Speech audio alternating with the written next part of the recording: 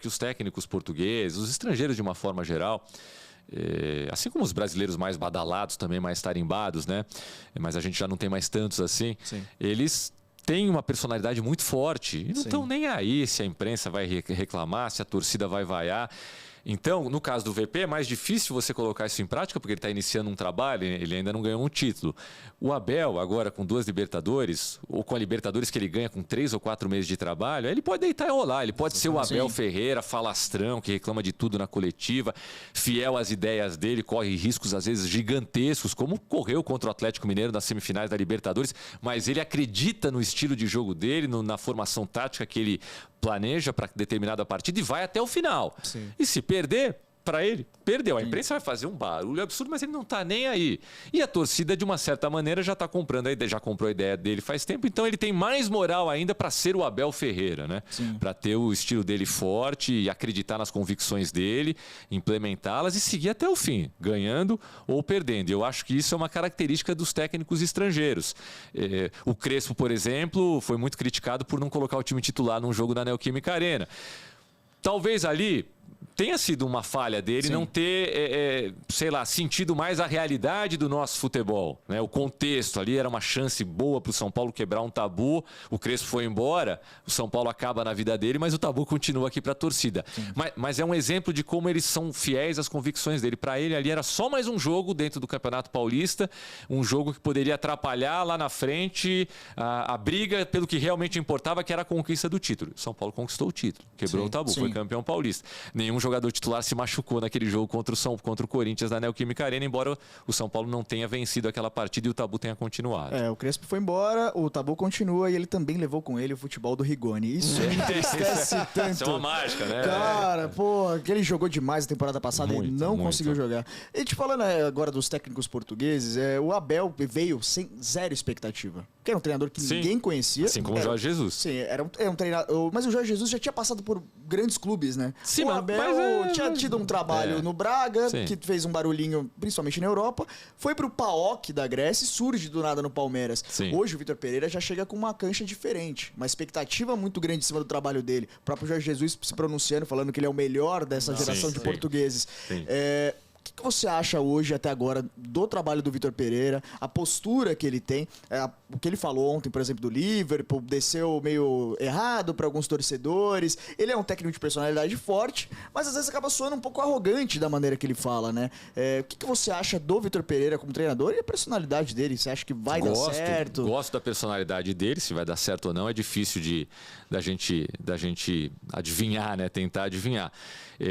Mas assim, eu gosto muito do que ele fala, da maneira como ele enxerga o futebol, da maneira como ele faz a leitura do jogo, né? Ele normalmente, e isso é uma coisa que me incomoda muito, às vezes, nos técnicos, sejam eles brasileiros ou não, eles falam, eles contam na coletiva um jogo que a gente não viu. Sim. Né?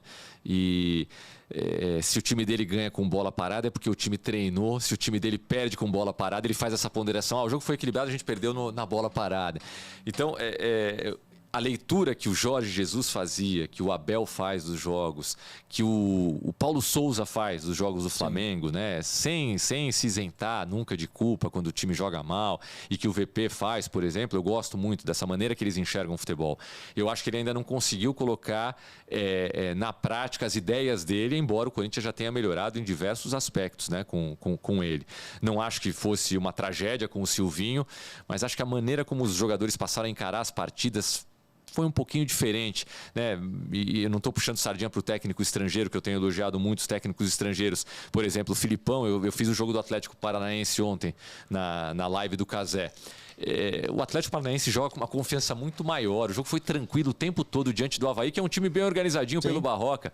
Mas a maneira como os jogadores do Atlético estão organizados em campo, como eles buscam o jogo, né? O Pablo buscando o jogo o tempo todo, cara. O Pablo não fez um grande jogo tecnicamente ontem, mas normal.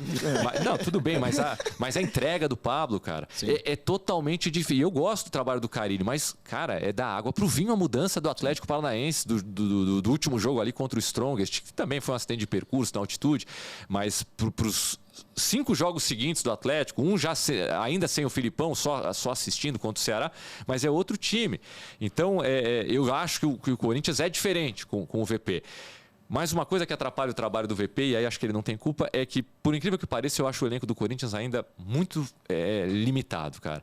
Você tem ali grandes peças do meio para frente, mas são grandes peças com as quais você não pode contar todo o jogo, né? E o Renato Augusto, por exemplo, que é, para mim, tecnicamente o melhor jogador do time, ele não está bem nessa temporada, está bem abaixo do que ele jogou na volta dele na temporada passada. É um cara que não dá para contar jogo quarta e domingo. Você não tem um grande zagueiro no time do Corinthians.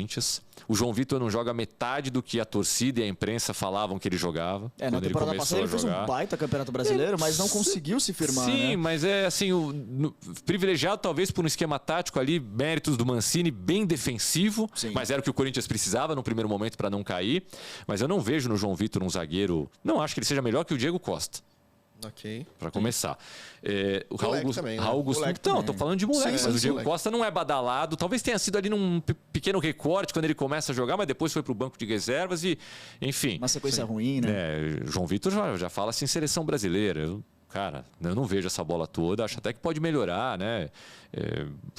O Felipe, quando começou no Corinthians, vindo do Bragantino, também não achava essa bola toda e me provou ser um zagueiro extraordinário. Sim. Então, de repente, eu erro com o João Vitor também. Raul Gustavo, para mim, é um zagueiro normal, mediano, pode crescer. E o Gil, visivelmente em final de carreira para mim. Sim. Um cara de serviços prestados maravilhosos para o time do Corinthians. Então começa que você não tem um grande zagueiro. Você não tem ainda um reserva para lateral direita. E ontem, cara, você pode ter certeza, com o Fagner em campo, o São Paulo seria melhor, teria criado mais, mas não teria sido aquele passeio pelo lado esquerdo durante boa parte do primeiro tempo. Aliás, as grandes jogadas do São Paulo são construídas pelo lado esquerdo, do lado direito da defesa do Corinthians. Então o Corinthians, aí o Fagner não pode jogar, o cara não é um robô, não vai jogar toda a partida. Você tem um problema sério ali, uma lacuna ali pelo lado direito. Então, o cara pode ser o Rinos Mitchell, que ele não vai resolver, não vai dar conta do recado com um time com tantas deficiências assim. Não acho do Queiroz também um primeiro volante espetacular, acho que ele está fazendo arroz com feijão, bem feitinho ali, mas o gol que o Corinthians toma, ele erra 3 vezes no mesmo lance, ele começa jogando uma bola para lateral, que talvez ele poderia ter chutado para outro lado, aí dá o bicão para cima, aí vai na dividida com o jogador, claramente a bola não é para ele, mas ele vai lá, se joga, é um a menos para marcar para onde vai a bola, entendeu? Sim. Então o Duqueiroz tem algumas falhas que me incomodam também, ou seja, defensivamente o Corinthians tem muitos problemas no elenco, então o VP pode ser o Jorge Jesus de 2019 que não vai dar jeito ali. Não vai dar liga. Agora, eu gosto muito das ideias dele, eu gosto muito quando ele fala de futebol. Sim. E acho ali a maneira como ele muda o time do primeiro para o segundo tempo, e ontem isso foi visível, né? Ele muda muito. Então eu acho que ele tem muitas qualidades. Ele pode sim dar certo, mas o elenco precisa ser melhorado, sem dúvida. E o elenco, bom, a gente falou de idade, né? O elenco que já está envelhecido e que, na teoria, é para essa temporada, no máximo para a próxima, né? Porque, querendo ou não, você vai precisar renovar, né? Sim, não tem o que fazer. E eu não elenco sei. Caro. E eu não sei se o Corinthians ele vai conseguir se ajeitar rápido o suficiente para que essas peças funcionem da melhor maneira possível, né? O Paulinho também não voltou bem, se machucou. Essas peças que foram a salvação em 2021, elas podem custar muito caro ao longo de toda essa temporada 2022 e também na temporada 2023. Se esses meninos da base começarem a jogar um pouquinho mais, o Watson fez um gol ontem, né? Baixinho, consegue fazer o gol de cabeça, ele tem alguns bons momentos, o próprio Duqueiroz ganhar mais personalidade, ter ali um passe um pouquinho melhor. Se o Corinthians, de repente, trouxer um zagueiro, aí esses veteranos, eles podem ser a cereja do bolo, né? Sim. Continuam revezando, é o Renato Augusto sem tanta pressão, sem tanta responsabilidade, sem ser o cara da criação de maneira isolada ali, pode ter um pouquinho mais de espaço e resolver, como ele resolveu tantas vezes no Campeonato Brasileiro. O Juliano é um cara que pode ser melhor utilizado. Então, esses caras, eles podem ajudar. Agora, se a gente for depender, né? Se o Corinthians for pensar nesses caras como a única salvação, aí vai ser muito difícil, vai ser muito complicado. Hoje o time do Corinthians, né? Você vê no papel, né? 1-11, o ideal que a torcida monta, né? Não é o treinador, né? A torcida monta, parece lindo. É bonitinho. É bonito. Pintaram o Roger Guedes como um grande craque. O Miguel, nosso da bancada aqui, falava do Roger Guedes como se ele fosse o Pelé loiro. Batatinha 1, 2, 3. Como assim, a gente escutou ele cantando ele isso? Ele saiu da porta dos fundos de todos os clubes que ele foi. Ele é um cara difícil jogador de grupo. Aparentemente com prazo de validade. Esses caras, nada indique que esses caras com prazo de validade em 2, 3 clubes, que eles não possam virar grandes ídolos num quarto clube, numa quinta tentativa. Às vezes casa, né? Exatamente.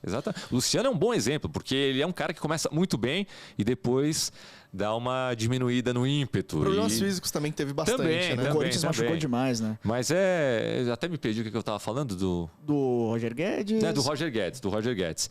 Ele é muito bom jogador, cara, mas ele não vai nunca entregar pro VP o que o VP espera dele. Aquela coisa meio Romero, sabe? De voltar para marcar o lateral. Ele não é esse tipo de jogador. Não tem disciplina tática para poder atuar na maneira que os portugueses, no geral, gostam, né? Que são jogadores que estão ali numa pegada, né? São jogadores intensos. O Roger Guedes não é esse cara. É um cara que muitas vezes se desconecta do jogo e pra maneira que ele quer o Corinthians hoje jogando, não vai funcionar. Talk Show de Bolas Cortes, se inscreve lá no canal, porque lá vai ter todos os conteúdos dessa entrevista e de todas as outras que a gente já fez e das futuras que vamos fazer. Tudo cortadinho, com título, com os temas, pra você assistir o programa lá.